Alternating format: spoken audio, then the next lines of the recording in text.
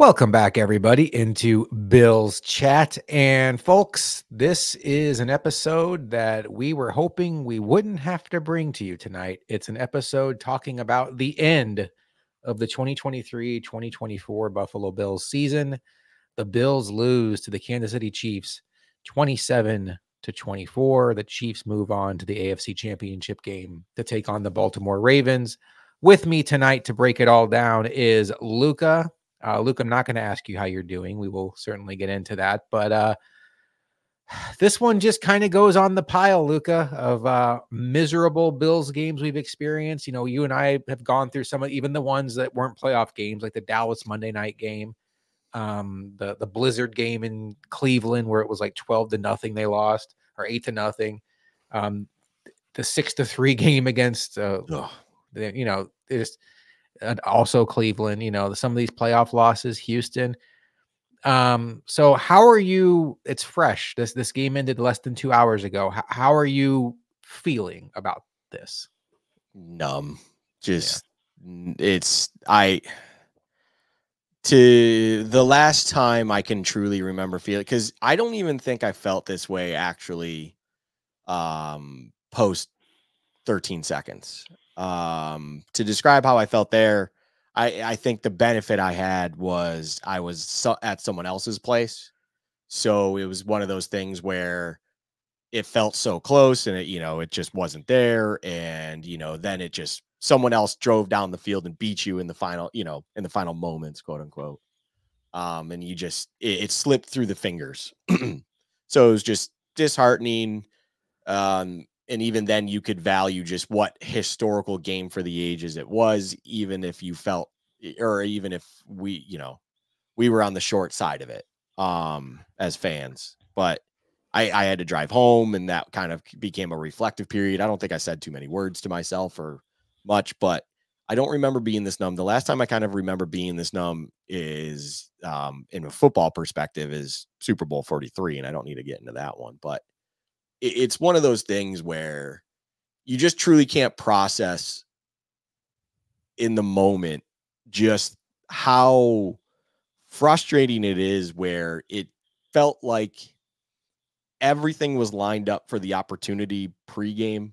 This is everything, as we've discussed in previous shows leading up to this, that the Bills have been building for years now for the opportunity of.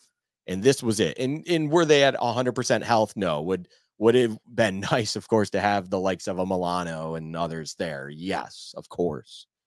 But there's no excuses in that regard. No one's ever 100% healthy. The Chiefs were banged up in their own right with their own variety of things. And that's just the reality of this sport, especially this deep into the season. And it's just, for this game to end the way that it did, and even just in a fashion that just, you feel like it's just one of those things where, unlike 13 seconds, even, I felt like, well, that team is still going to get back. There's a reason that, leading into the season following that, the Bills were betting favorites to go to the Super Bowl, because the last time you saw them on the field, it was spectacular.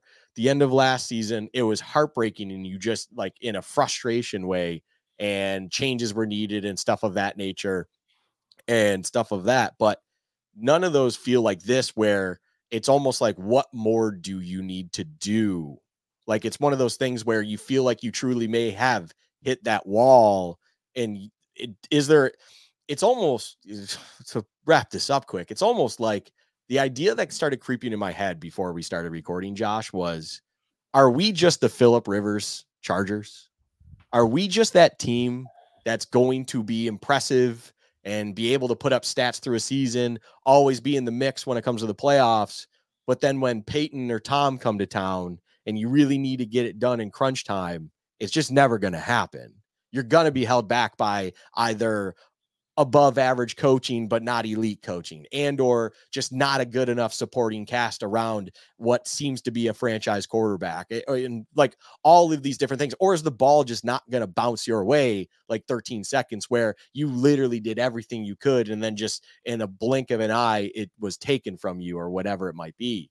It's just one of those things where doubts and thoughts, and it all accumulates to this numb feeling where it's like, what what does the future hold? Because I truly don't know anymore. I don't know where the Bills can go from here. You know, I've seen things where people are like, all right, we're focused on this now already by some. I respect you if you're Yeah. able to sit there and watch that Yeah. game and move forward with some other objective and mindset. But yeah, there are massive things just rattling around this brain that just are numbing from head to toe. And it's just, you question a lot going on right now. So I hear your pain. I'm feeling your pain. And for those of you out there listening, I'm sure you have pain too. What I will tell you all, and I'm speaking to myself in this too, speaking to Luka, we are in it right now. When you lose a playoff game, particularly a heartbreaker, the deeper you go in the John Madden always said, the deeper you go in the playoffs, the more it hurts. And this one, this was a close loss. This wasn't like the Houston Texans yesterday, who had the entire fourth quarter to kind of process what was happening on the scoreboard. And really, by the time the game ended, or even the Bills last year against the Bengals, where it was pretty evident in the middle of the fourth quarter, early fourth quarter, it wasn't going to be their day. This one went right down to the wire. And I think there are going to be conversations about what does the offseason bring. And Luka and I will certainly be here to navigate through that, because this is going to be a tricky offseason. I saw Jim Rome say that the Bills can't run it back.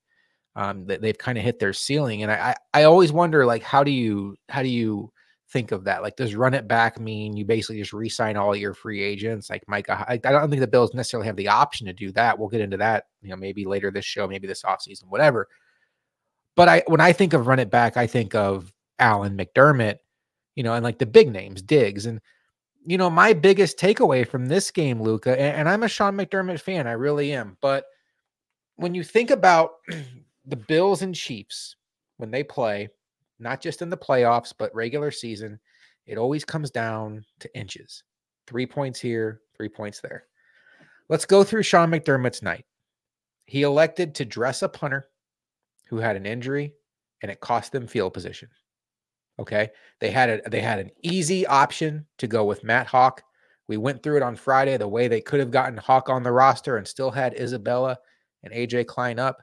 He elected to go with the punter, cost them field position, and it put them in a dicey situation. I'm not going to blame McDermott for how poorly the defense played. That's not on my list of reasons to be mad at McDermott right now. He was up against it with personnel, and the guy on the other side of the field is a magician. He played like it tonight. McDermott ran a fake punt in a situation where you needed 5 yards and your quarterback was on a heater. And there just was nothing about that play, the way it's set up, that seemed like a good idea. And then as it was playing out, you're watching it, you're like, that seemed like the wrong spot to do that. If you're going to go for it, go with Josh Allen. Luka will get into the final drive, and not only how they mismanaged the clock, but how they mismanaged the spot on the field that they lined up Tyler Bass. Inches, details. These are the things that in a game that was decided by 3 points, the Bills came up short here, came up short there. And now you're left wondering, in a day where the Bills just needed 1 extra inch and they would have won this game, Andy Reid and Patrick Mahomes were buttoned up. Were they perfect? No, they blew some second half timeouts. They fumbled the ball out of an end zone because they ran a trick play to Hardman instead of just handing it to Pacheco, who probably would have just walked into the end zone. But in a game, in a season, in a sport that oftentimes comes down to one play, my takeaway from this game, Luka, fair or unfair, is that Sean McDermott at the end of the day was a net negative, because there are multiple examples that we can go through of where he didn't give his team the necessary advantages in a game that almost everybody thought was going to be very close. Yeah, I mean, even going to your point about dressing the punter, which it was readily apparent it right out the gate. As soon as you saw your first look at Sam Martin, it's like, he shouldn't be playing through this. But even on top of that, just to stack it up, I don't know what the snap count ended as and everything like that, but you chose to do this in sight of trying to elevate, which we would assume, of course, being that AJ Klein was the other, which was obviously vital tonight of all nights. But you elevated Isabella, and unlike the Steelers game where you saw some sort of reason for him being there offensively, there was none tonight. I mean, I cannot recall even a moment where I recognize seeing him on the field, let alone any sort of reason that he should have been dressed. So whether it was for special teams purposes or whatever is moot in my mind, because it's an even more so net negative when you add the fact that you are putting Sam Martin out there, who clearly is not capable of doing a job. Where you can sit there and talk about how bad of a punter Matt Hawk may be in your eyes and everything like that. And I don't necessarily disagree with you 100%, but a punter who has punted in this league at full health is probably better than whatever the heck you want to call that with Sam Martin. And that is not at Sam Martin's fault, I would think, because you have a medical staff that should be able to tell you, as well as practices and things of that nature where you are seeing him, that you should understand what is happening. And you, as the coach, need to be able to make a tough decision if that is the case, that if you need to use one of those elevation spots at the end of the day for a punter because you are not capable of using the one on the roster currently, it is what it is, and you should be making that decision. And McDermott fell massively short on that. I'm with you that McDermott had a net negative day today, and it's one of those things where I'm not thinking a fire McDermott conversation is needed. I think that's one, extremely reactionary to just a upsetting moment that is post game of this. But also, and it's something that maybe can be discussed if there's even anything there, because it's not something that I would necessarily just completely ignore the conversation of. But in respect to tonight, it's just McDermott showed just how incapable he is of being detail oriented. And it's just, as you said, we can go into it a little bit more on that final drive. It's just a pure example, and the example that that you even led to, that I get, that I'm like, yeah, he's just not focused on the details, something you need your head coach to be. On the final drive, you can talk about the plays and what was thrown at and things like that, specifically right after the 2-minute warning, of course, where Allen just short arm Shakir in the end zone, which is open, but that happens.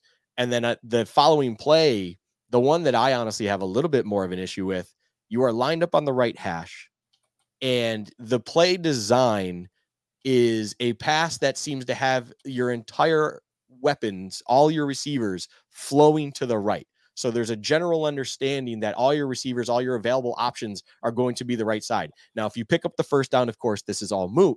But the little detail inside of that is, if you do not pick up this first down and you end up having the result that happened with an incomplete pass, and or just come up short of a first down and feel you're going for a field goal, the problem is you're now lined up on the right hash, and you have spent all night up until that point watching your kicker completely cut across a ball. Now, I'm not an NFL level kicker. I don't have an NFL kicker understanding, but just as a general spectator and someone that just watches football, I believe there are others out there that could feel the same way. You are watching him consistently, regardless of the wind, cut across a ball, and it's essentially, in a golfer's term, of course, hard slicing to the right. It is just, that is what it is. Matt Prater in Arizona has been kicking a ball like this on purpose for now, it feels like 3-4 years. And the Cardinals, like when they kick their extra points, it's always lined up on the left hash. When they're even setting up for game-winning field goals, even like week 18 this season, a 4-win team with a rookie head coach made sure they set it up so it was on the left hash to give their kicker the best opportunity to kick with the style and way that he does. And McDermott was not conscientious of this and was not relaying this to Joe Brady, if that's necessary, anything, that you now had this lined up on the right hash. And as I told you before we started recording this, as soon as I realized that it was getting kicked from the right hash, I already in my mind assumed that kick was being missed based on the 4 previous kicks we saw in this game that all had very, very hard slices to them. And one of them, being one of the extra points, almost missed in its own right.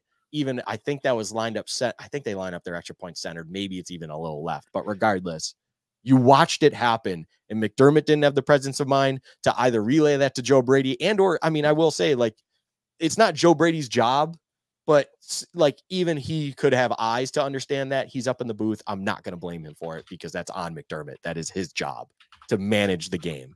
And he wasn't paying attention to that. And that's just a microcosm of the other things that you have pointed out and that have been highlighted throughout this game, that the detail and the attention to detail was just not there. And it's something we've said about McDermott for years now, that in crunch time, in big moments, he just doesn't have that in him.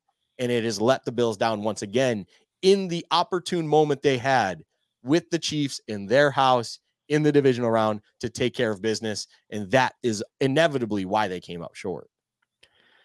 Yeah. And I think even thinking about some of those touchdown drives, the Bills had a delay a game on one of those touchdown drives. And it's just little things like that don't seem like a huge deal at the end because Josh Allen erased it with a beautiful throw to Khalil Shakir.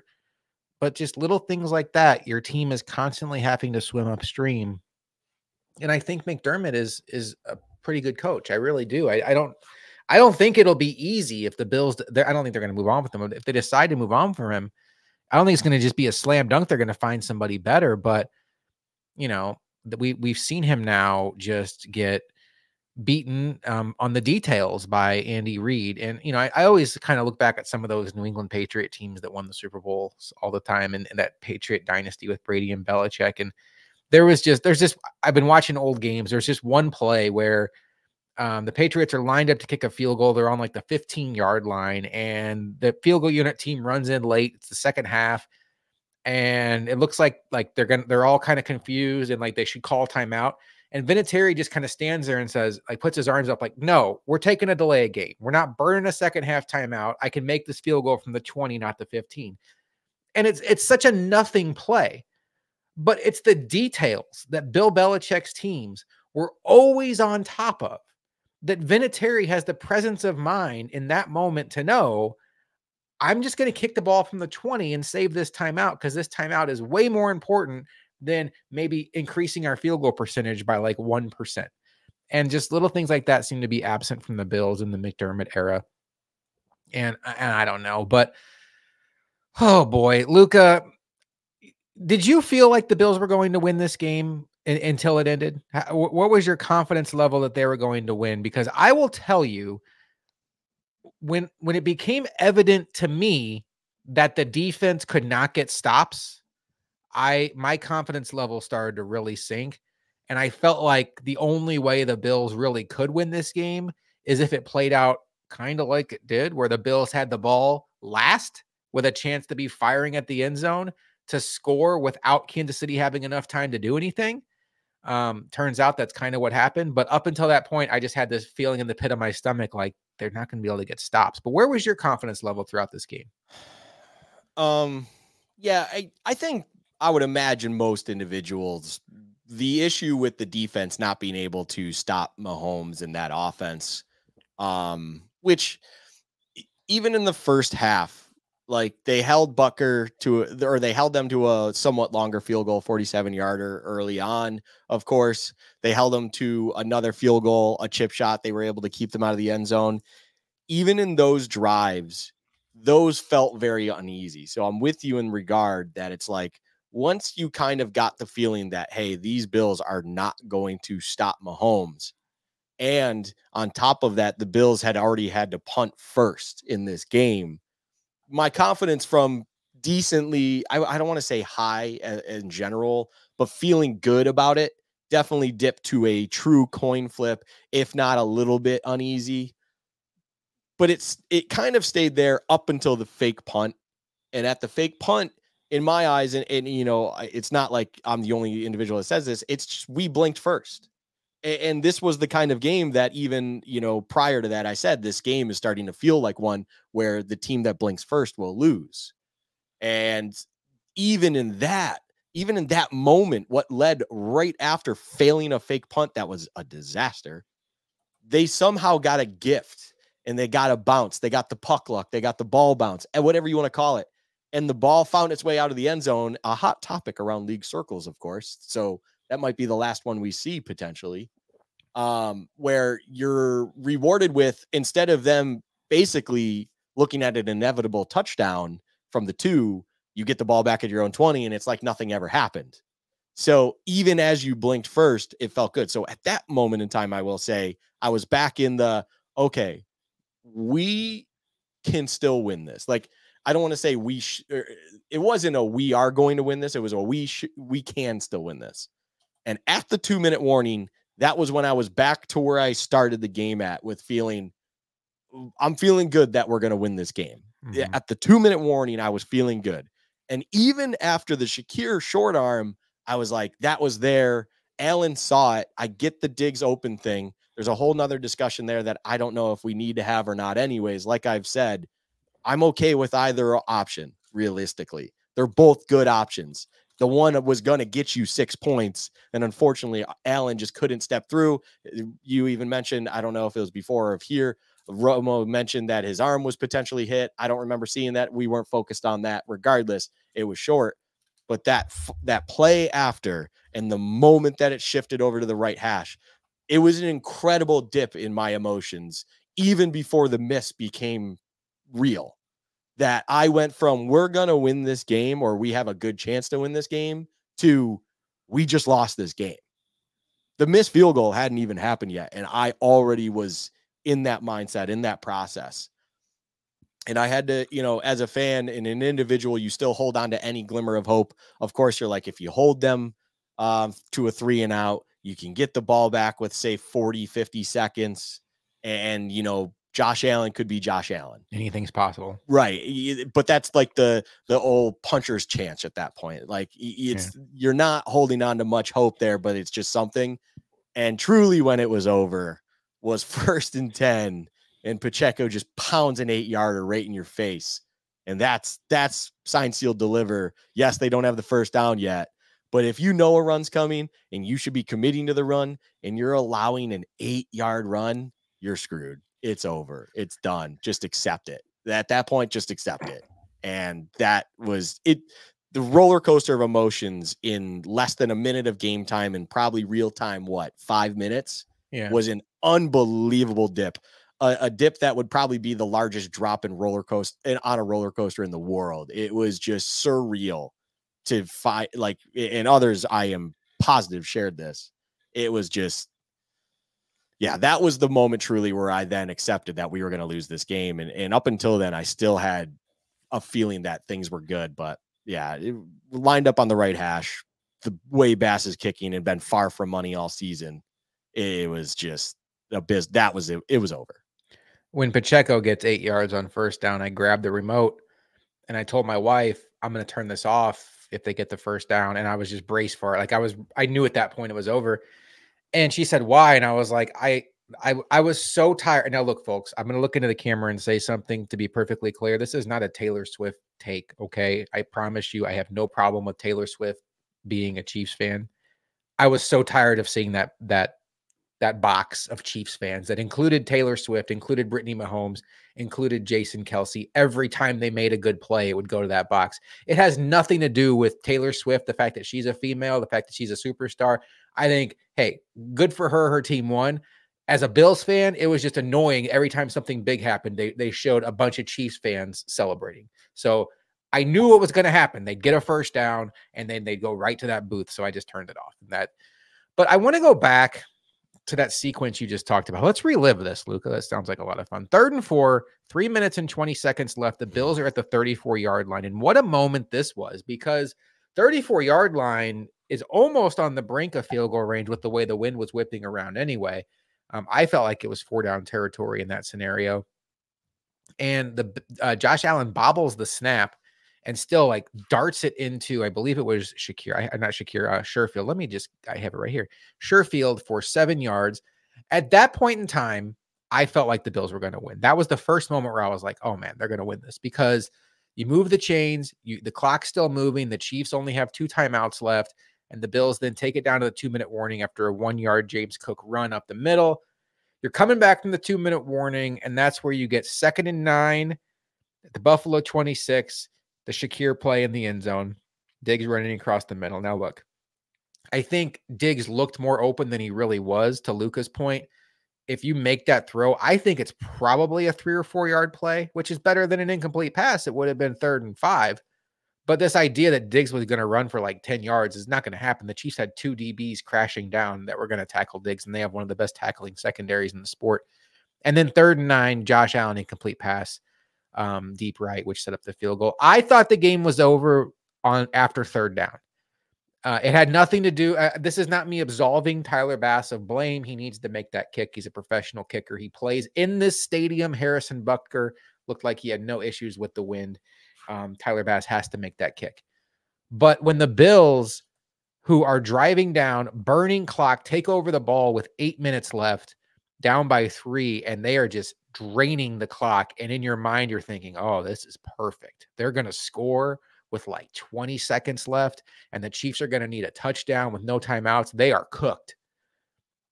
And then they go deep shot, field goal miss. When Tyler Bass trots on there for this field goal, he's trotting on with 1:47 left. So the 44-yard field goal going wide right stunk. That was pretty much the nail in the coffin. But even if he makes it, it's a tie game, and Patrick Mahomes is coming on the field with 1.5 minutes after the kickoff. All he has to do is get in field goal range for Harrison Butker. I felt like it was a foregone conclusion you get in field goal range. I don't have to be right about that.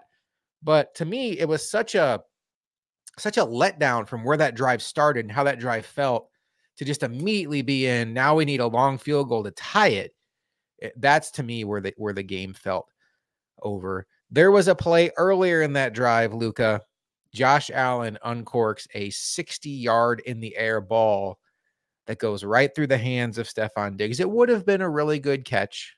It's a catch I think you'd expect your number 1 receiver to make. And we can be honest about this. Diggs had a pretty outspoken offseason about not getting the ball in crucial games, in crucial spots. Well, here was the game, here was the spot, and he doesn't make the play. What was your read on that play? How much blame do you put on Diggs for not making that play? Because I will tell you, as somebody who's a big Diggs fan, that's a very disappointing moment for him. Diggs has got to catch that ball. Mm-hmm. It's anyone. So funny interaction happened with that play in my living room. A friend of mine, who will remain nameless, made a comment after, and it was like a gut comment that I don't even believe he truly, like, it was like where blame was being thrown. It was just like, man, if Allen could have let him a little bit more, and you're just thinking like, then Diggs wouldn't have had to come back a little bit to the ball. And the immediate realization, of course, happened with himself, myself. I said it, and it was all agreed upon. It's like, Allen, you're saying 60 yards in the air. I don't know. I felt like he released it at like the 10, and he hit Diggs at what, the 25, the 20 on the out. Like, that could have been 70 yards in the air. It's like, to ask even Josh Allen to lead it any further, of course, is a ridiculous thing in all reality, right? It's yes, you looked at it at just the tail end, and it's like, oh, it does stink a little bit that Diggs had to slow down just a little bit. He's in a contested situation now of some regard. It still hits him in the hands, but it makes the catch a little bit more difficult. It hit your number 1, someone that's supposed to be one of the best in the league, in the hands or hand area, whatever you want to say, and he does not come down with it. And that was, I mean, to see the stat line in front of me of 8 targets for 3 catches and 21 yards, with that one, of course, being the highlight or the low light, fits. And it is as simple as that. He's got to catch that ball. That is a ball that if you put Gabe Davis in there instead, he is being berated over for dropping it. If that is Gabe Davis in that moment, he is being harassed endlessly, and everyone is saying, let that door hit you in the ass on the way out. Like, that is how close and how much of a that needs to be caught that ball is. If you change the person, if you change the number, that is exactly the reaction that happens. I think Diggs will get some sort of emotional pass or forgottens or whatever you want to call it. But man, if you want to be that guy, and this is not any criticism on Diggs as a person either. I will say I want my receiver to kind of be in that mindset like he was.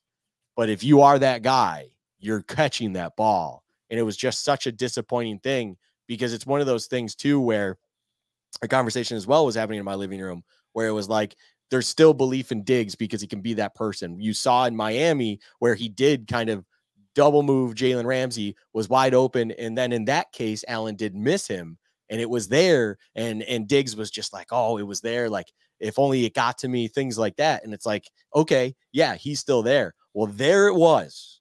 It was there. And Allen was on all night. I mean, Allen hit Sherfield twice in the most perfect spots both times. And unfortunately, Sherfield was not figuring it out there. But that is Trent Sherfield, not Stephon Diggs. Right. And it is like, dude, catch the damn ball. Yeah.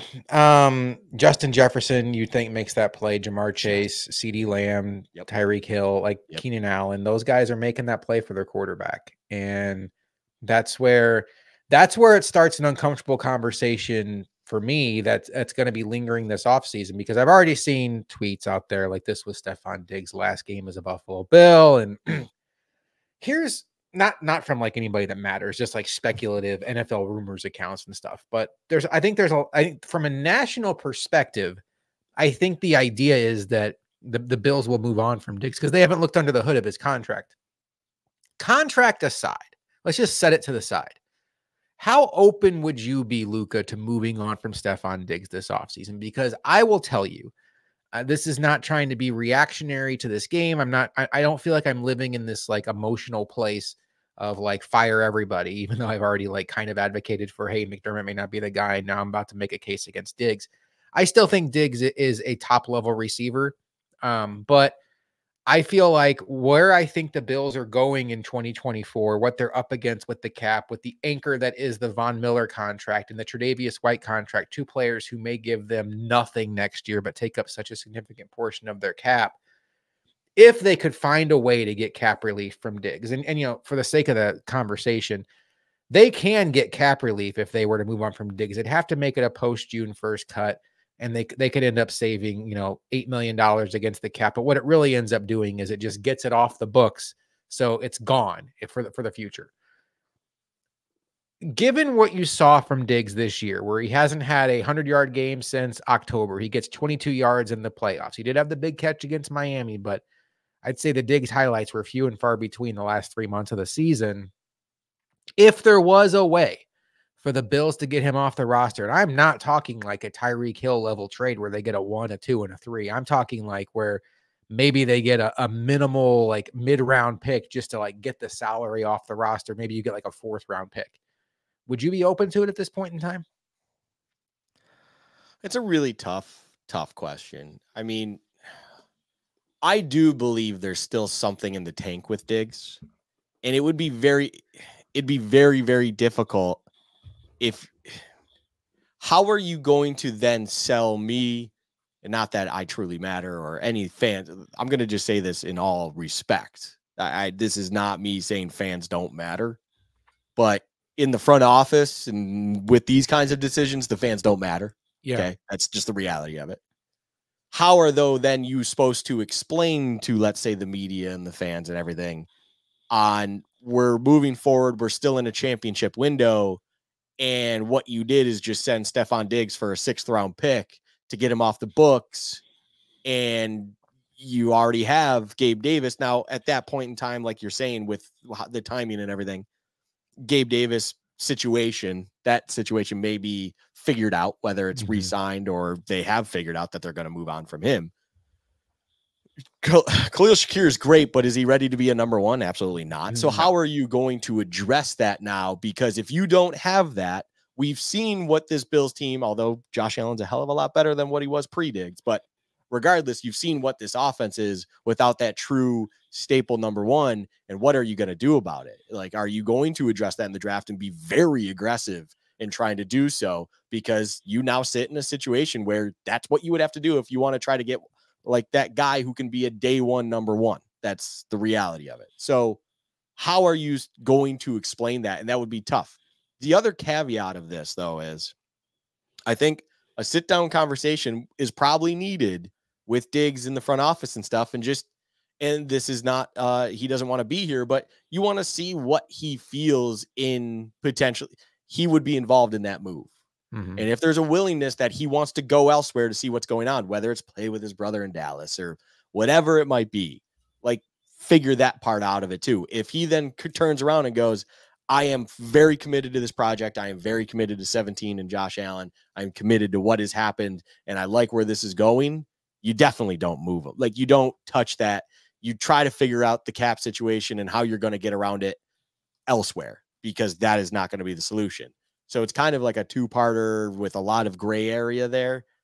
I would be open to the idea if circumstances dictated in a way that it would make sense, I guess is the way to put, like, I don't think it's such a black and white kind of question. I think that's truly one where the player and his willingness to be involved in what's going on in the near future matters. Also, on top of it, if you do commit draft capital this year to a receiver, which seems like a great draft looking ahead for a potential stud receiver, it would be nice to have a Diggs on the roster that can help transition into that as well. So there's a lot of different variables and stuff. I would just, to give you a simple answer, yes, I'd be open to it, but it would have to kind of fit right. And it would have to make sense for a lot of different parties. And they're better, if you move Diggs, you better explicit happen or have some plan that is going to make sure you have that number one target. Because Kincaid in sophomore year, Shakir in his third year, those are not your number one answers. Those are still very, very high-end talent guys that you have on the roster. You still need that dog. You still need that number one, and you just don't have it currently on this roster. Yeah, it'd get tricky. I think you'd almost have to go with like a Green Bay model where it's like, hey, we have a couple guys we've drafted recently, Kincaid, Shakir. You want to throw Cook in there? We're going to attack the draft again with like a first and maybe a third. And, maybe we add another young tight end to the mix and we'll see what happens. They could even keep Davis at that point in time if they can get him cheap enough and push the money in the future when Diggs, as not Davis as like a one, but like just keep him in the mix. I don't know. I look at this roster, Luka. I look at this iteration of the Bills, and it does feel like a chapter has closed. It feels like this version of the Bills, we will never see it again. And it's not Josh Allen. It's probably not Sean McDermott, but it feels like this was the last time we saw Hyde and Poyer play safety tandem together. I would put money on the fact that both of them will not be back next year. One probably will, or one maybe will. I could see them both actually being gone. Tre'Davious White was not looking like the best version of himself before his devastating injury, but that feels like something that probably not coming back, I wouldn't think. And then, you think about on the offensive side, I think that's Von Miller, that's the most disappointing part of all this is guys who a year and a half, 2 years ago, maybe a year ago in Von Miller's case were like your best players are now just like, you're not even sure if they're better than average, but you like them because they've been around for a while. But like Tre'Davious White, Von Miller, I'm going to say it, Jordan Poyer, Micah Hyde. I didn't see a lot of impact from Jordan Poyer and Micah Hyde this year. I know Poyer had the fumble on Mecole Hardman. I think they're both better than average, but I'm not in a hurry to make either one of those guys 8-figure safeties at this point in their career. They were on the field all night tonight when Travis Kelce was running wide open. So, I mean, not to step in, Poyer on top of it may be at fault. You would have to watch it again. He might be strictly at fault of the first Kelce touchdown. Yeah, it sounds like they wanted to audible to cover 3 and he just didn't get the memo. Yeah. Yep. Yeah, no, you're good. So I think you kind of look at it and you're like, man, like that's where the Diggs conversation gets steam with me is it's like, I want to move off of some of these old guys because here's one thing I will tell everybody. We all need something to feel good about. And we could see this rebuilding, retooling year in 2024 coming a mile away if you just pay a little bit of attention to the Bills cap. They were going to be up against it. Tough decisions are going to need to be made. Coming into 2023, the cupboard looked pretty bare for young talent on this team. The issue was, man, Brandon Beane's not getting a lot out of his drafts. That's why he has to keep going into free agency and signing a Leonard Floyd and signing a Poona Ford because his draft picks aren't working out. Here's a beautiful thing that happened in 2023. It's my favorite thing that happened in 2023.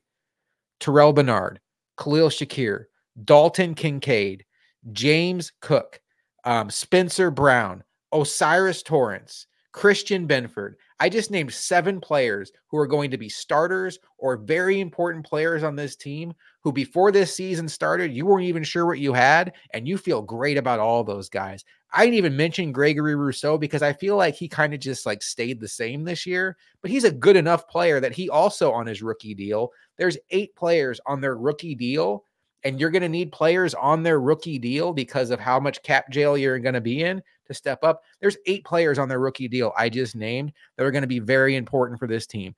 I am not ready to just give up on Kyer Elam. That's one of like the lessons I've learned from this year of guys like Terrell Bernard, Ed Oliver, Spencer Brown developing after in my mind, I kind of already gave up on him. I still want to give him the window to develop, but the Bills are so insulated at cornerback. It's hard to see him even getting the path. But I think that plus 10 draft picks, the Bills are much better set up to withstand this retooling of the roster and this shaving of the old guys off the roster than they looked like they were going to be prior to this season starting. I don't have much of an appetite to talk about this offseason strategy, or hey, the future is bright, Luka. I'm in a bad mood, and I know you're not really like one to be like, oh, let's spin it forward and talk about how bright the future looks. Like, no, screw that. Like we keep hitting your head on this divisional round ceiling, and it's really annoying. But I do think that as we get into this offseason, we distance ourselves from this game. This newfound like bucket of youthful players that have become very useful to this team is going to be something nice to lean into. And 6 months ago, we didn't feel nearly as good about it as we do now. Yeah, if you want to spin the youth and everything of that nature, you just introduced a whole new clientele to how this pain feels. That's not to then drag it back in the mud, but that's what it is. And hopefully then they could build on the motivation and everything that is what they just felt tonight. And yeah, the future does seem brighter than where it was preseason 2023 and things like that. I mean, the Terrell Bernard one truly is the gem of them all. Mm-hmm. Like that is one where he went from unreliable, healthy scratch after one game of tape to, I mean, we felt the pain of him being missing tonight, and it was so obvious when you had AJ Klein trying to run down we'll call 70% Travis Kelce, and it looked like AJ Klein should unfortunately pack up and figure out where his situation is after this game, because that was not it. Not that it's his fault either. I think they were playing a game essentially where if Kelce was offside of Tehran, it just fell to AJ Klein's responsibility. And that's not his bag. Andy Reid's too good at this. Yeah, he's going to find Klein.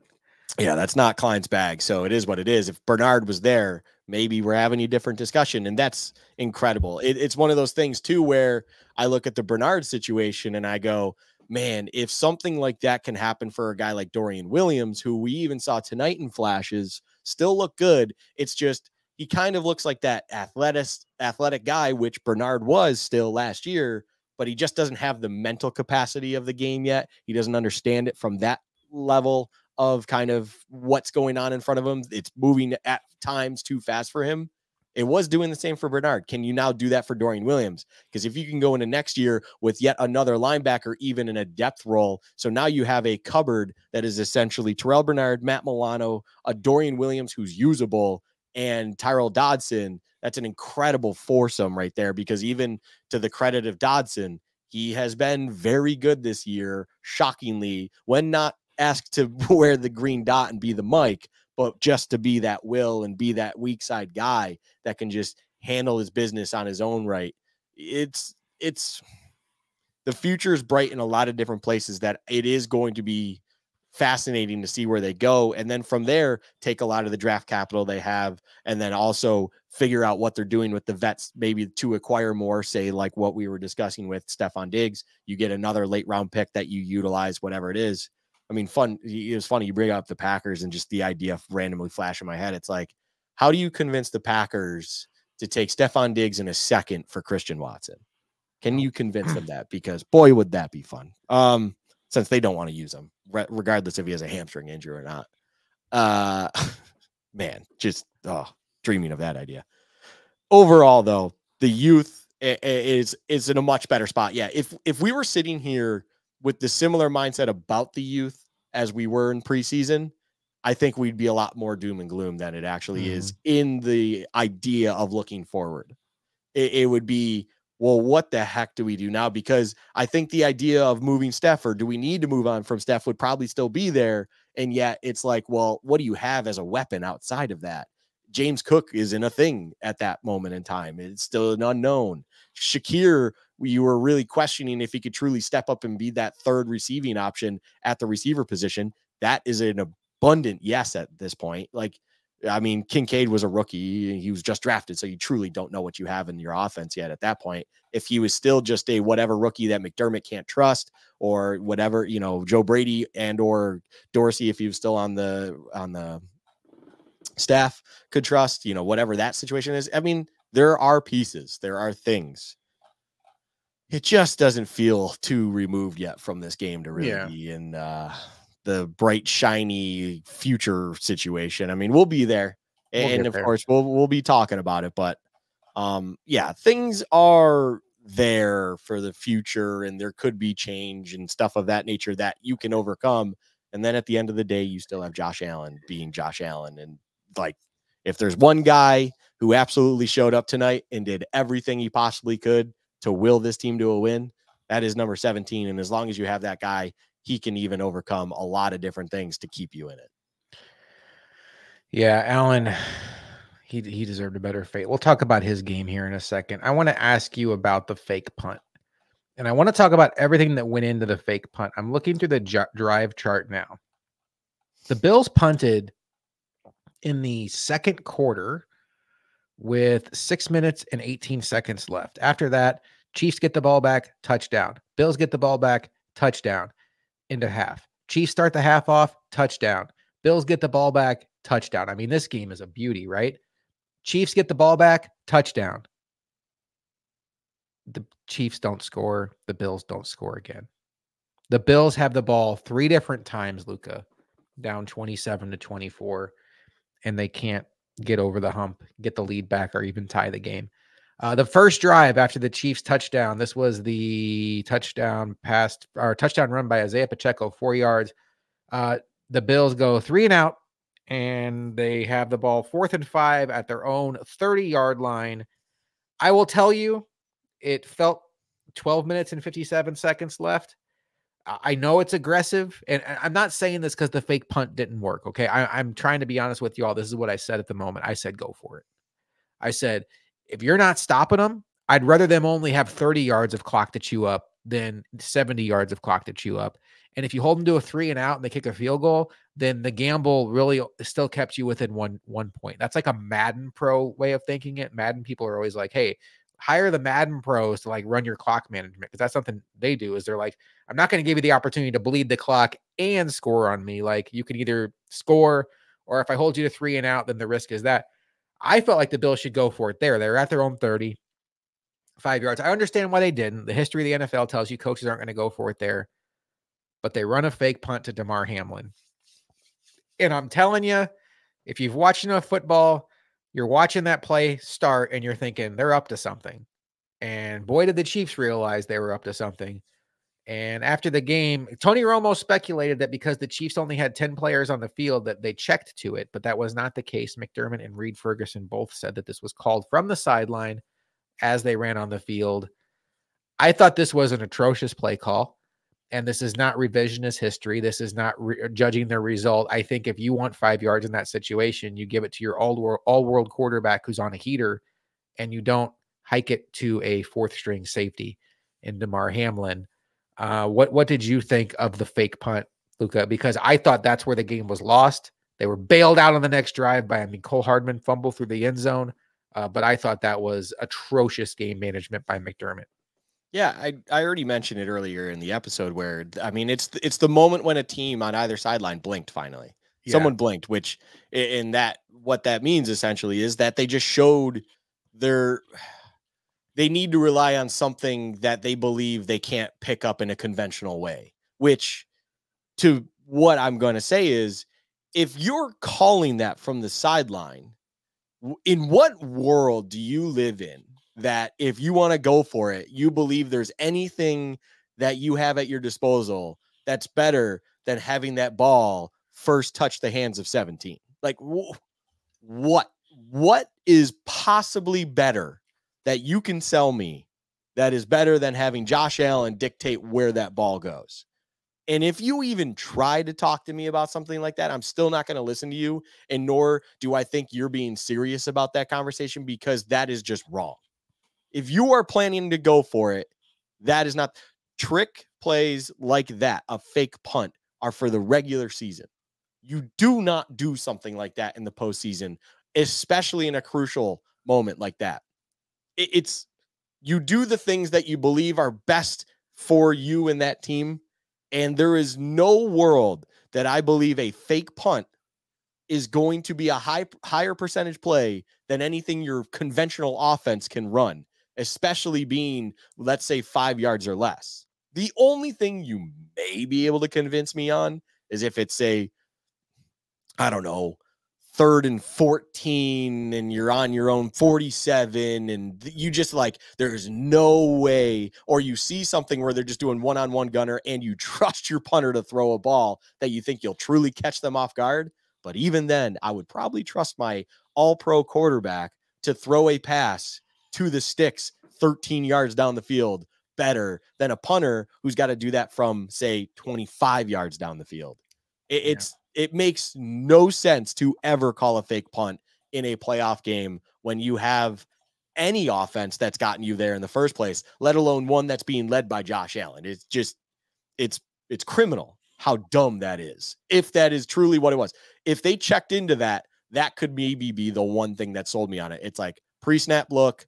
They were undermanned on the other side, and they've been practicing this all week long kind of deal. It's like, okay, that's the one singular thing you can convince me on. It wasn't called on sideline. They go out for a conventional punt, and for whatever reason, Damar Hamlin and or Sam Martin, especially considering the night Sam Martin had been having, they checked into that because the look was just right.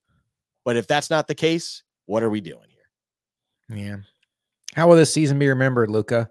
Is it going to be another season where we look back on it and think the Bills missed an opportunity or they underachieved? Or do you think we will get to a point where we look back on this season and we're like, man, you know what? They lost Matt Milano. They lost Daquan Jones for a good chunk of it. They lost Tre'Davious White. They were 6-6. They fought their way back into the playoff mix. They won the AFC East the last week of the season. They had a snowstorm move their wild card game to Monday, so they had short rest. They lost arguably their best defensive player in that wild card game. Their best cornerbacks limping around in the divisional round. I mean, by the way, love Rasul Douglas. After watching him for about 3 drives, I was wondering where Kyer Elam was, and that's not a compliment to Rasul Douglas. Like, he shouldn't have been playing. It was clear his knee injury was worse than I guess he had been letting on, because he was not the best version of himself. This team really just kind of ran out of bodies on defense. How will this season be remembered, Luka? Is it just going to be another one of those, like, we had Josh Allen, we had a shot, it was in front of us, and we set it on fire?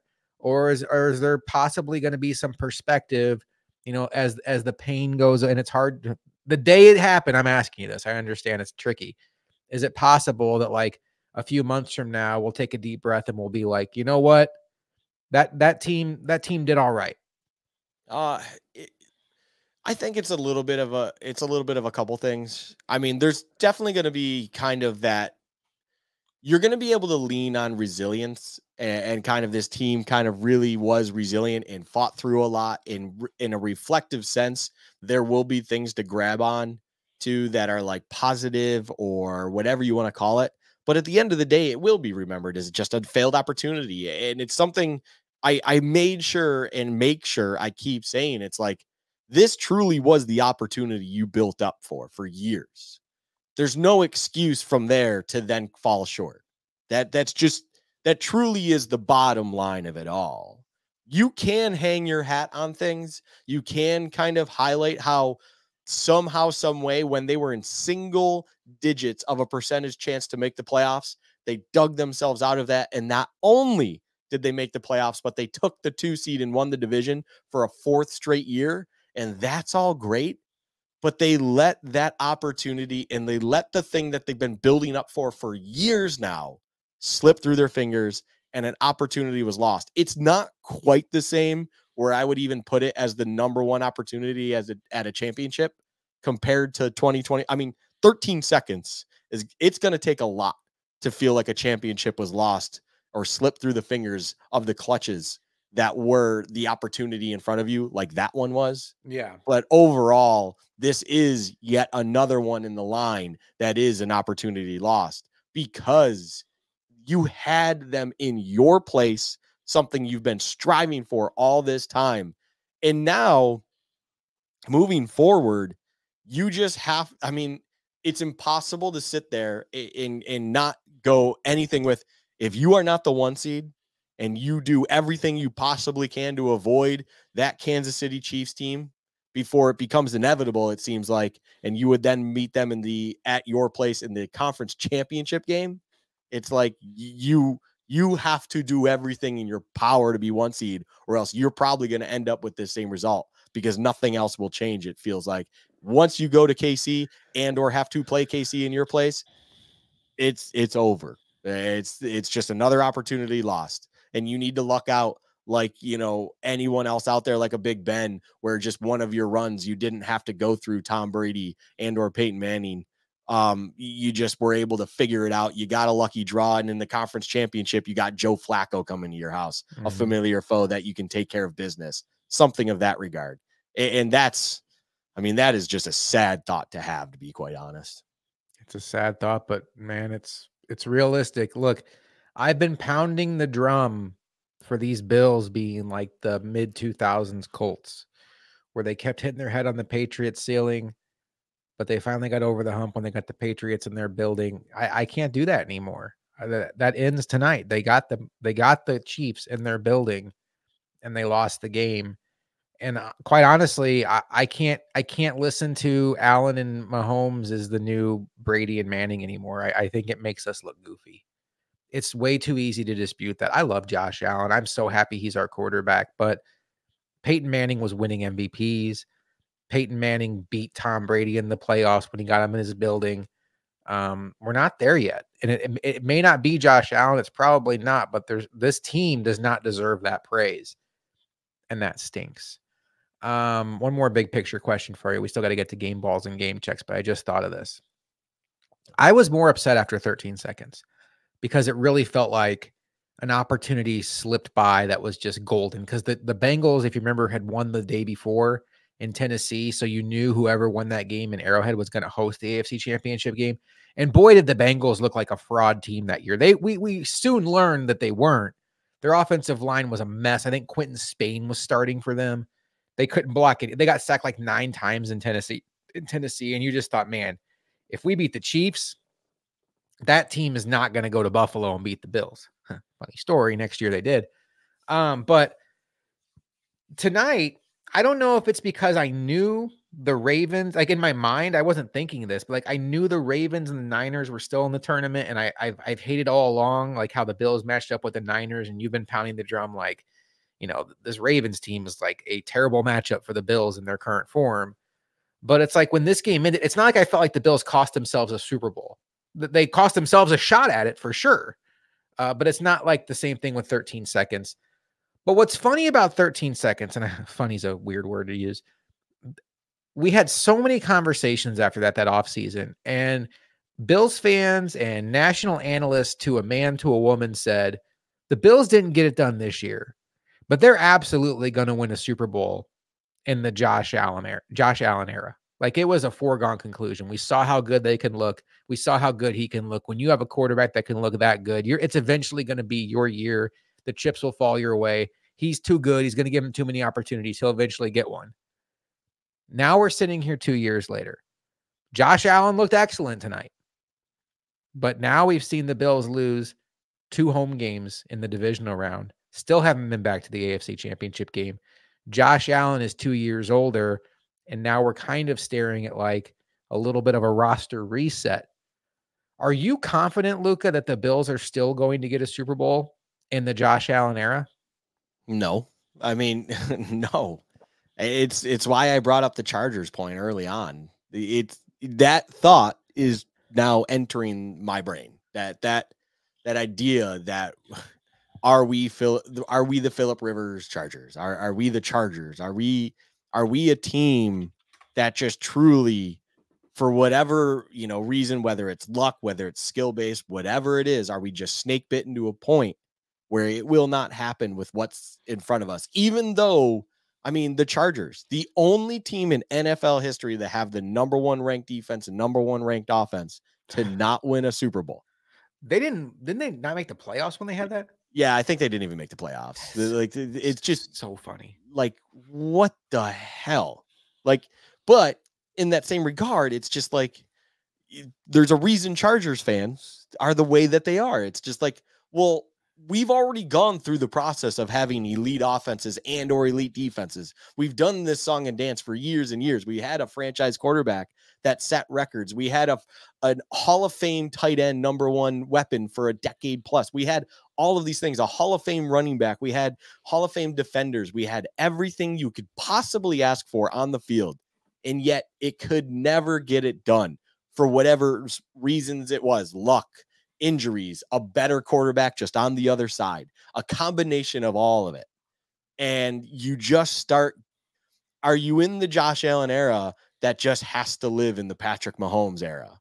Is that what we're in? Are we in the era where Patrick Mahomes is just the Tom Brady or the boss, we'll say, and we have Josh Allen, but unfortunately there's even this other guy, Joe Burrow, that if he stays healthy, it seems like he's always in that mix too. And then on top of it, you just naturally can understand there's an ascension, a guy who is right now about to get his second MVP that is currently sitting in that 1 seed in the AFC in the Baltimore Ravens with Lamar Jackson. And even then he can throw in those splashes for you like a Big Ben, not saying it's in the same way at all, but regardless, like a Big Ben who, as long as he has the right opportunities and he has that 1 seed and he's having an MVP year with a lot of good things around him, he can even get it done because it's a well-run organization that understands how to win, especially in big time moments like the Steelers would. They just needed to make sure they avoided certain things or just had things go their way. Are we just in that era, unfortunately, where it just won't happen?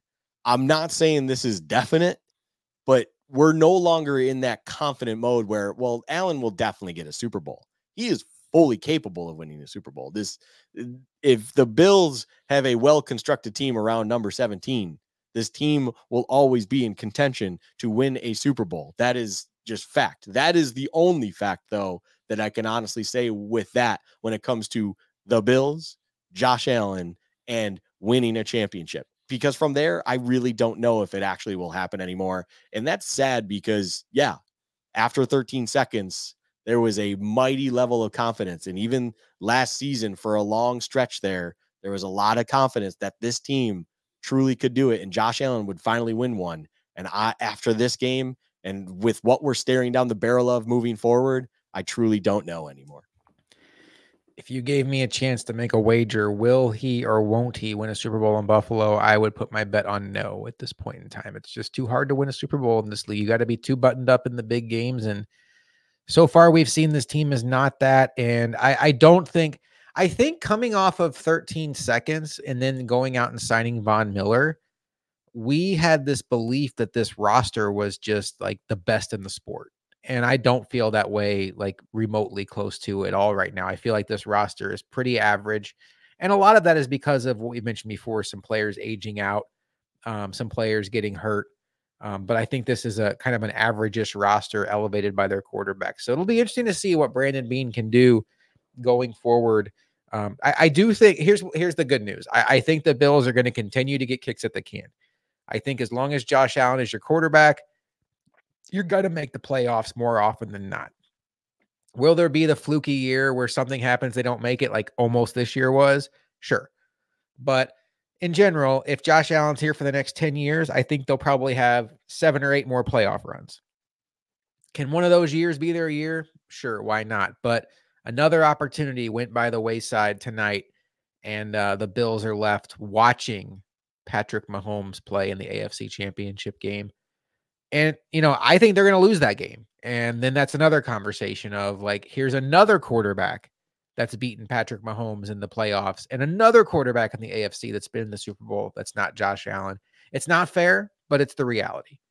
And that's what we're staring at here in this long, long off season. Do not turn on national sports media tomorrow, folks. It's just not going to be, just watch McAfee. McAfee will make you laugh. All right, Luka, let's get to game balls and game checks. The last one of the year. Game ball will go to our MVP of the game. Game checks will be the player that should hand over his game check. The Bills lose to the Kansas City Chiefs 27-24 in Buffalo, Orchard Park to be specific. Luka, who gets your game ball for their performance tonight? Man. It's really hard to give a game ball. I'll be quite frank. I mean, and I will say this with the stipulation, Josh Allen absolutely deserves every accolade possible for this game. But I'm just trying to find someone else. That is truly what I'm doing right now. Man, I wish I was prepared, but unfortunately, unlike every other episode we've ever done, it's not exactly like we were doing show prep here. You want me to give you mine so you can think about it? Yeah, please do. All right. I'm not going to give it to Josh Allen. I thought Josh Allen was very good, but I do think in those crunch time moments, I think he made a couple throws that, whether it was the decision to be aggressive or, whatever, I feel like the whole operation was off at the very end, and that's unfortunate. My game ball is going to go to linebacker Tyrell Dodson. He came into the game hurt.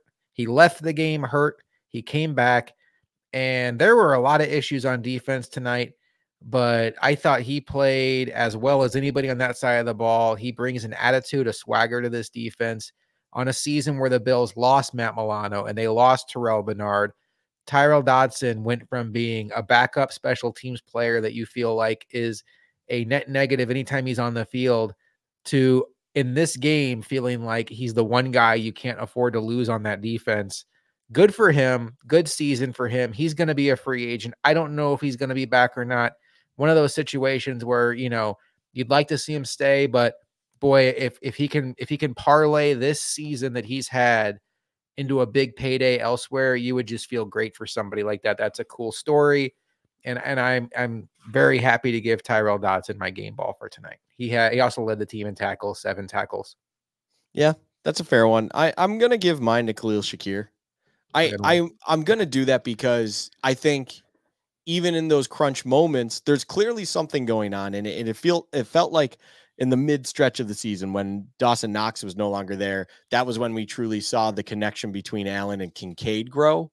But in key moments in the playoffs and stuff, an individual who was available then, and maybe it was play calling that was just steering it away from them, what was developed late in the season and then has developed now, here we were at the divisional game, is the touchdown that never happened was a target to Khalil Shakir.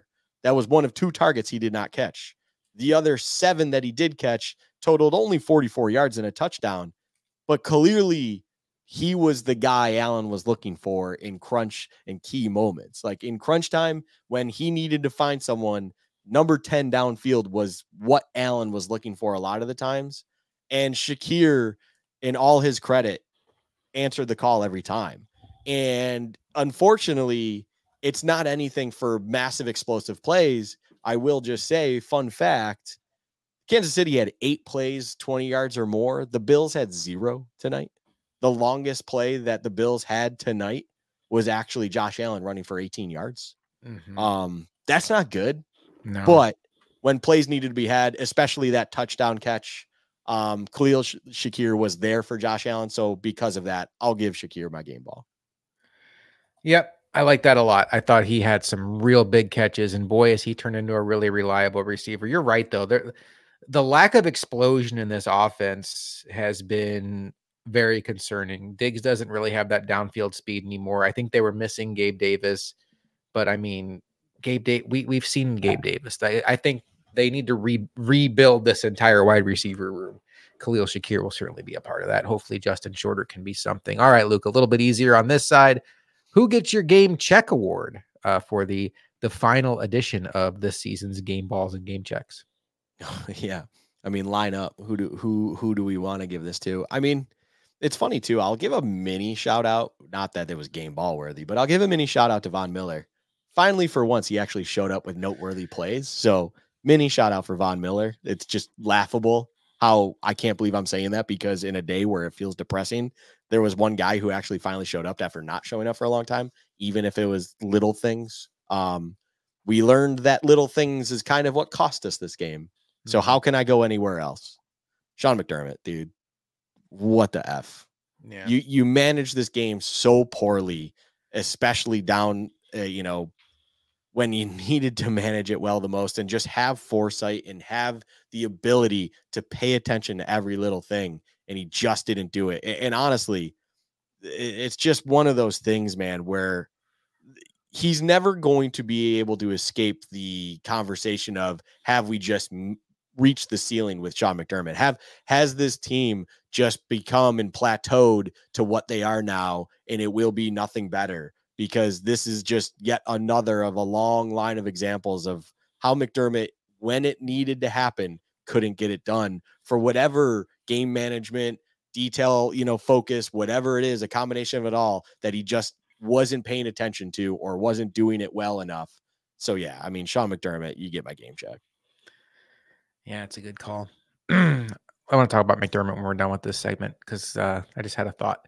All right. There's a few guys I want to call out here. I think Tyler Bass is kind of the low-hanging fruit. He had a really disappointing playoffs. He missed 2 field goals. He missed one tonight. That feels like the cheap way out.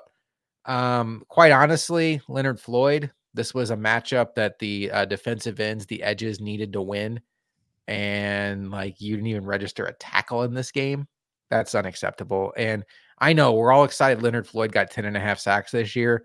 I'm A-okay with Leonard Floyd leaving via free agency and hopefully netting the Bills a compensatory draft pick. I would much assume see the Bills try to get a moderate deal done with AJ Epinesa versus continuing to invest in older players. So I'm going to go with Leonard Floyd as my game. No, he was my shout out. Stephon Diggs. Sorry. Leonard Floyd was, Leonard Floyd was my my other like honorable mention. Stephon Diggs though, 3 catches, 21 yards, drops the big one on the last drive. Say what you want to about the histrionics last year against the Bengals and leaving the locker room early. You put your teammates in a tough spot when they had to answer for you. Josh Allen has been the best teammate possible for you, defending you at every turn when it was obvious you were going through some things that you were certainly allowed to go through. But when that all happens, you can't have what happened tonight happen, and it did. And it's not the reason the Bills lost, but it's something I will certainly remember from this game. Sean McDermott, Luka, we talked about before whether the Bills should be open to moving on from him. And it's interesting. I just thought about this. Maybe it's because the Lions or the Ravens played yesterday and Jim Harbaugh was in attendance. But we talk about buttoned up coaches and giving your team an edge and all this stuff. It's not like I expect the Bills to fire Sean McDermott. But also, Terry Pagula could take a look around and be like, Bill Belichick's a free agent. Pete Carroll, if you want it, is a free agent. These are Super Bowl winning head coaches. Jim Harbaugh, who just won a national championship that I think most people think is going to be a very good NFL coach, again, is a free agent. There are options out there. There are still high-level coordinators. We're talking about the Detroit offensive coordinator. We still have Eric Bieniemy if you like it. There's options out there. This isn't like, well, who are we going to hire? We're just going to pull Dick Duran from the pile. I'm not saying that the Bills should fire Sean McDermott, but does the fact that they couldn't bring in the head coach with the most Super Bowl wins in the history of the sport at least have a chance to move the needle for Terry Pagula, or do you think that they're just completely locked in? I don't think they're locked in. I think it would be irresponsible to be locked in at this point in time. You have watched your team now regress for 3 consecutive years. Well, 4 really. And it's harsh a little bit to be saying regress, but in all reality, you went from losing the AFC Championship game somewhat handedly, to then losing in a historic fashion on the road in the divisional round, to then losing in horrific fashion at home in the divisional round, to then losing again with a good opportunity in front of you on your own reasons at home in the divisional round. As 4 consecutive years where the end result feels like a constant regression by whatever level you want to say it. And it's that plateau effect of just understanding what you are at McDermott. And everyone always analyzes a roster and where can you get better? What can you do? What can you bring in? What can you subtract? All of that stuff. Coaches also are in that evaluation. And rarely do you have a free agent market that it is what it is in the coaching world like right now. And you have your Belichick, you have your Harbaugh, you have, if you even go down the line a little bit, your Ben Johnson, as you mentioned in Detroit, you have you have your Mike Vrabel, depending on how you feel about Mike Vrabel. You have a lot of these different guys out there that truly do feel like options that if you are not satisfied or don't believe that this can get any better with what you currently have on the payroll, you should probably do something about it. Whether Terry actually does something about it, I don't know. I don't know if he lets personal feelings go into this, which I'm assuming he has a great relationship personally with McDermott. But in strict business terms and roster evaluation and coach evaluation, this is a year of all years where I would not say that we're just stuck with what we have, because you kind of have one of those opportunities unlike anything else you've ever seen, where there is a plethora of options rather than most other years where you probably have to take a risk on, the top coach option is that Ben Johnson type guy. And then everyone else underneath that is just more risky, we'll call it, coordinators and or promotions, or a guy from college football that you want to see how he is in the NFL ranks, stuff like that. I mean, it's a crazy head coaching year to finish with this, where all of a sudden you're seeing reports about how Chip Kelly is a name being thrown around league circles again in the NFL, which is a wild thought in my mind. He seems like he is a college coach.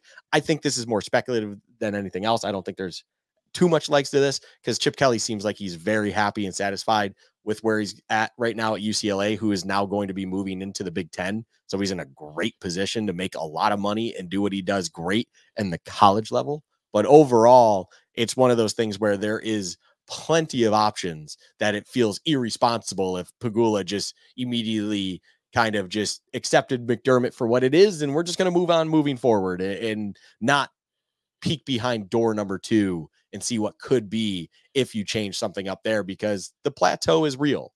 The coaching plateau, kind of, McDermott is what he is.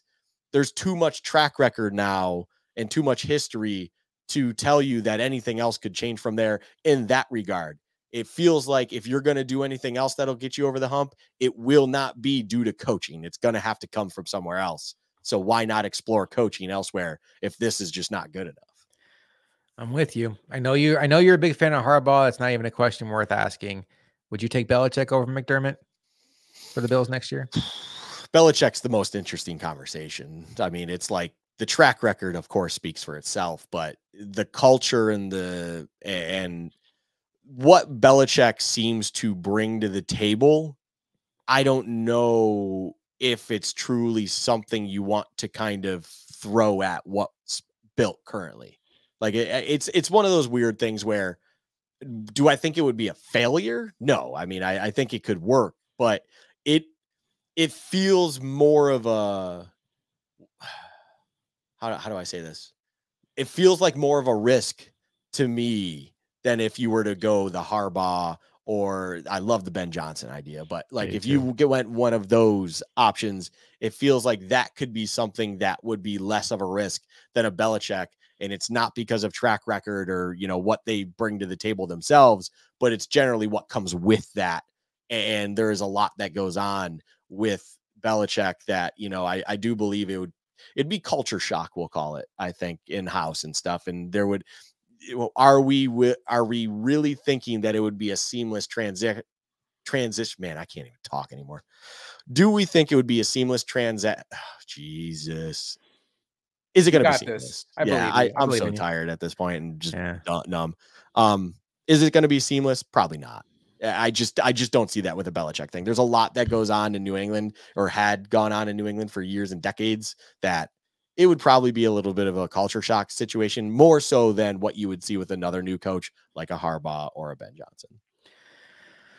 It'll be interesting to see what happens. I'm assuming McDermott will be back, and I'm assuming Joe Brady will be back. I mean, I know he's got the interview. He's got the interview in Atlanta. I don't expect that to. I actually think that's where Belichick goes. I don't necessarily need Joe Brady to be back. Maybe we can get into that this offseason, but I don't want Joe Brady back. I'll just even throw that out there now. Joe Brady doesn't feel game changing on an offensive play calling. You need to hand him something for him then to just take over and see what he can do.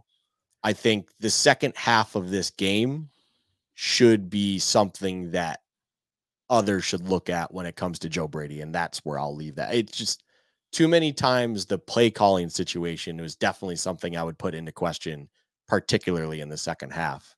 And it's just one of those things where if it wasn't for Allen making a play, if it wasn't for whatever it was, something that we complained about a lot with Dorsey, not that it was as bad as Dorsey era, but it was kind of that similar vibe-ish where the play calling wasn't what was carrying through to keep drives going. Or in the second half, it's not like a whole heck of a lot of drives were going, of course, but if the ball was moving, it wasn't due to play calling.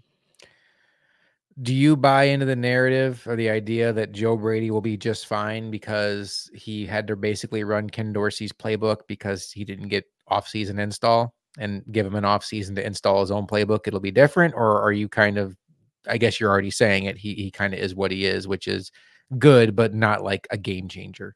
I don't.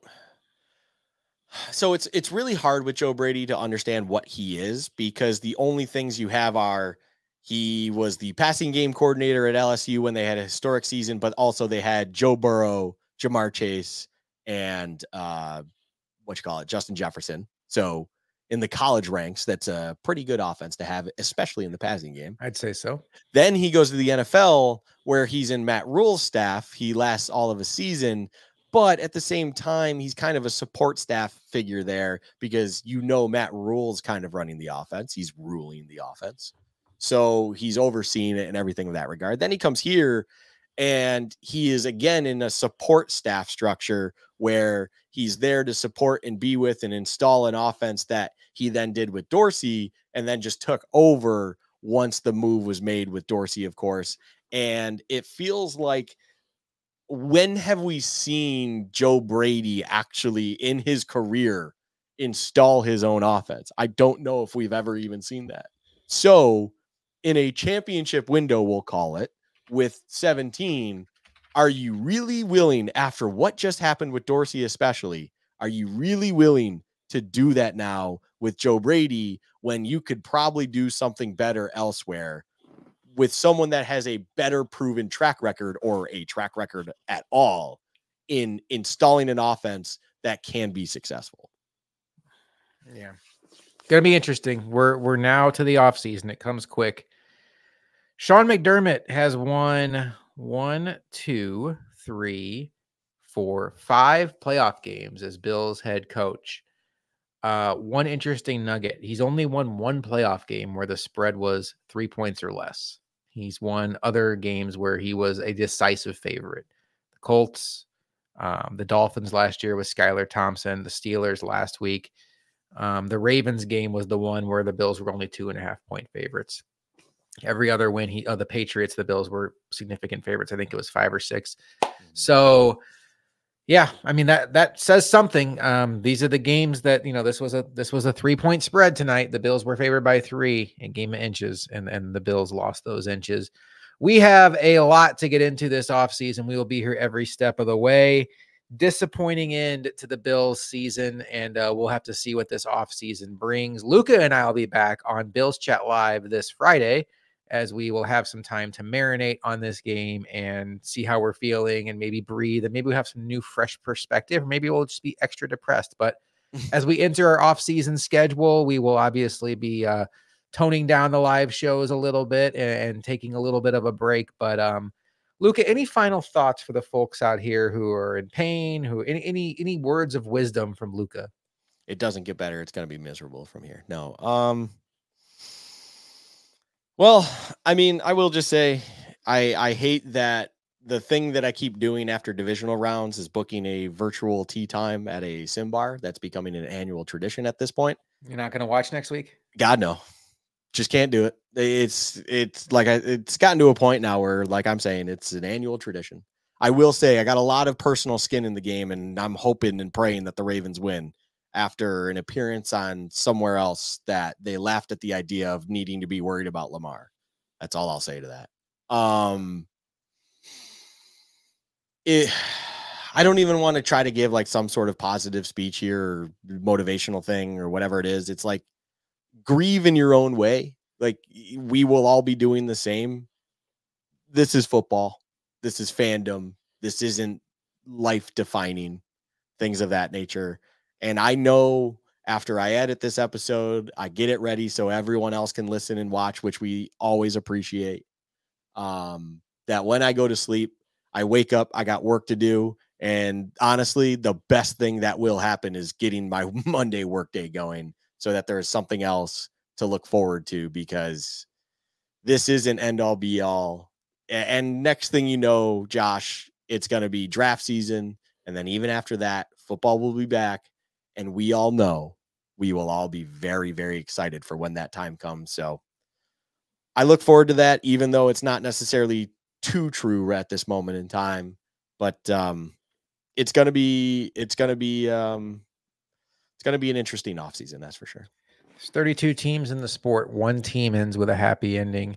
The Bills went 17 years without making it to the playoffs. We dreamed of nights like this, Luka, where we'd be sad about a playoff loss, and now here we are feeling like that it can't get any worse.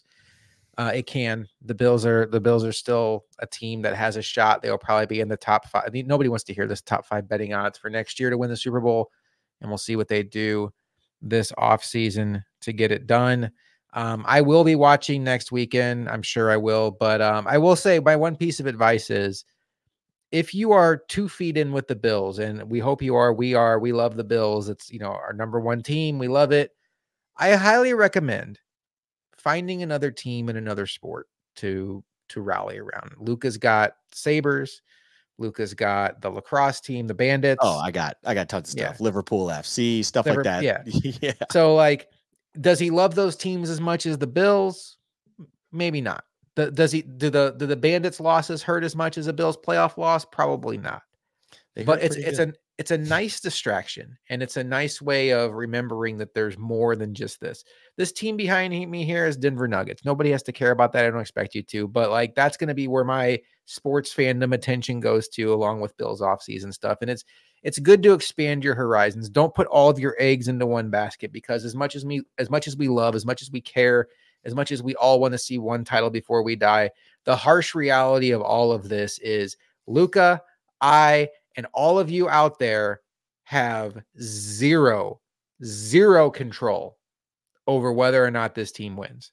Zero. We can root, we can cheer, we will be in pain for a while, but no matter what, all that pain, all that energy, all that thought process, we have no control over it. It stinks, but it's the reality. So best of luck to all of you in this new healing process we're in. And Luka and I will be here this offseason to help guide you through that. And then as we turn our attention toward the draft and free agency, and we start doing the dance again, and then we'll talk ourselves into a Super Bowl next year. For Luka, I am Josh McCarty. The Bills season is done. We will see you next time on Bills Chat.